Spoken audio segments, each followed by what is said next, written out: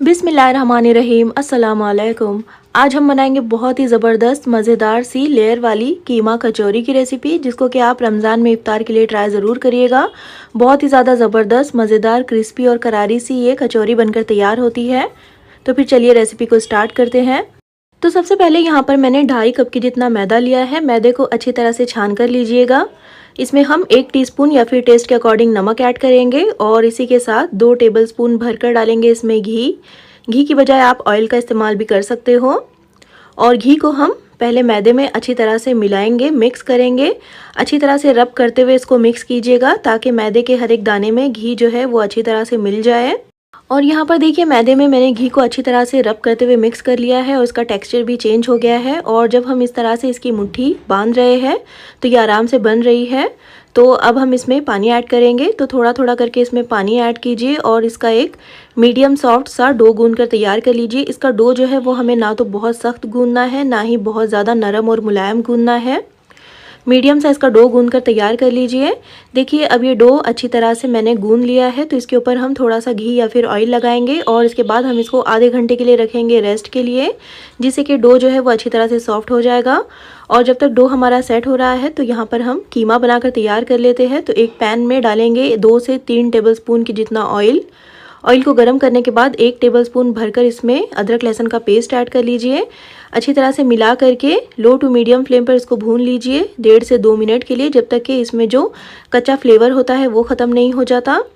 और यहाँ पर देखिए अदरक लहसुन अच्छी तरह से भुन गया है, बिल्कुल दानेदार ये हो गया है। तो इस पॉइंट पर हम इसमें आधा किलो की जितना एकदम बारीक वाला कीमा ऐड करेंगे।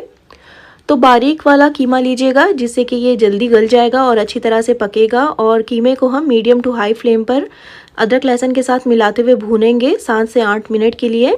तो जब तक इसको भून लीजिए जब तक कि कीमे का कलर जो है वो इस तरह से वाइट नहीं हो जाता, कीमे का कलर चेंज नहीं हो जाता। अच्छी तरह से इसको भून लीजिए। उसके बाद हम इसमें आधा टीस्पून हल्दी का पाउडर, 1 टीस्पून भरकर डालेंगे चिली फ्लेक्स। इसी के साथ इसमें आधा टीस्पून काली मिर्च का पाउडर और 1 टीस्पून भुने हुए ज़ीरे का पाउडर और आधा टीस्पून ही इसमें गरम मसाला पाउडर ऐड कर लीजिए।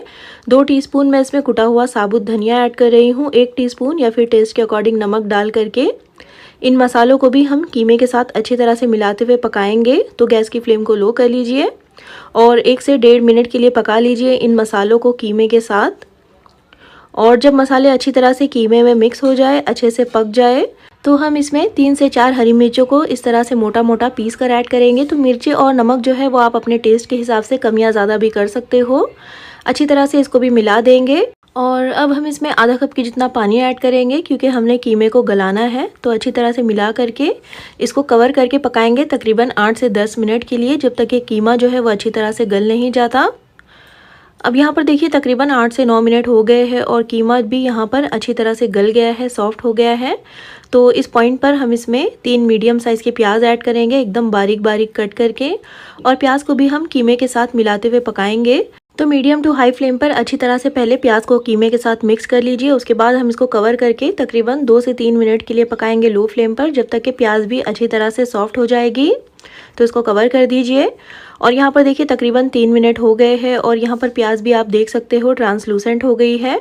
और ये हमारा कीमा जो है वो अच्छी तरह से ड्राई हो गया है, इसमें बिल्कुल भी मॉइस्चर नहीं रहना चाहिए। और अच्छी तरह से जब ये ड्राई हो जाए तो लास्ट में हम इसमें 1 मुट्ठी भरकर बारीक कटा हुआ हरा धनिया ऐड करेंगे और इसको भी हम कीमे के साथ मिला करके सिर्फ 1 मिनट के लिए पकाएंगे, ताकि इसमें थोड़ा बहुत भी अगर मॉइस्चर होगा तो वो भी ड्राई हो जाएगा। और यहाँ पर देखिए कीमा हमारा बहुत अच्छे से भुन गया है, बहुत अच्छे से ये ड्राई हो गया है, बिल्कुल भी इसमें मॉइस्चर बाकी नहीं है। तो गैस की फ्लेम को ऑफ कर दीजिए और इसको एक साइड पर रख दीजिए। और अब हम आ जाते हैं हमारे डो की तरफ। तो यहाँ पर डो को भी रेस्ट पर रखे हुए आधा घंटा हो गया है, बहुत अच्छे से ये सॉफ्ट और नरम हो गया है। तो अब हम इसको एक बार फिर से मसल लेंगे और इसके बाद हम इसके पोर्शंस कट करेंगे। तो पहले इसको इस तरह से लंबा कर लीजिए, उसके बाद इसके इक्वल साइज़ के पेड़े कट कर लीजिए। तो यहाँ पर मैं इसको 8 पेड़ों में डिवाइड कर रही हूँ। आप अपनी पसंद के हिसाब से जितनी कचौरियाँ आपको बनानी है, बड़ी या फिर छोटी, उस हिसाब से भी कट कर सकते हो।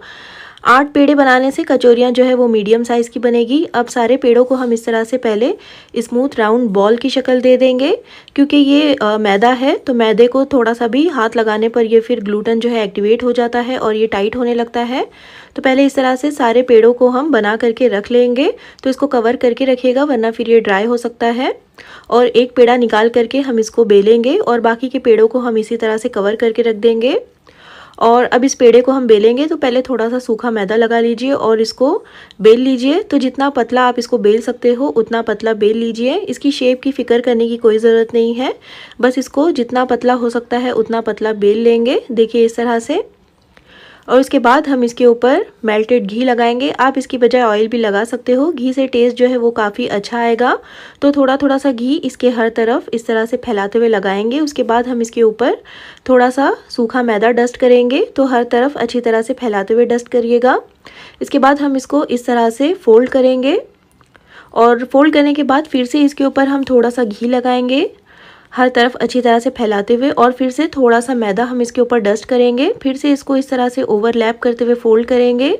और देखिए इसका एक लंबा सा शीट बनकर तैयार हुआ है। तो इसको थोड़ा सा बेल लीजिए इस तरह से।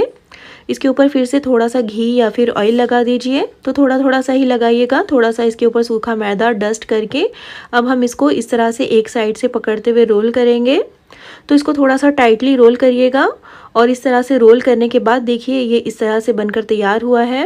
और अब एक शार्प नाइफ की मदद से इसको सेंटर में से इस तरह से कट कर लीजिए। तो एक पेड़े में से हमारी 2 कचौरियाँ बनकर तैयार हो जाएगी और इसकी लेयर्स आप देख सकते हो।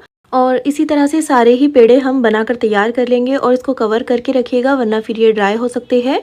अब एक पेड़ा ले करके हम इसको हाथों से पहले इस तरह से फैलाएंगे। तो इसकी साइडों को थोड़ा सा पतला कर लीजिए।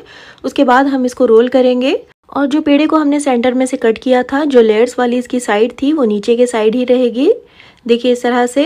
अब इसको फिर से नीचे के साइड करते हुए हम इसको हाथों में रखकर इसके अंदर फिलिंग करेंगे। तो 1 से 2 टेबलस्पून हम इसमें कीमे की फिलिंग करेंगे और इसके साइडों में अच्छी तरह से पानी लगाएंगे ताकि ये अच्छी तरह से सील हो सके।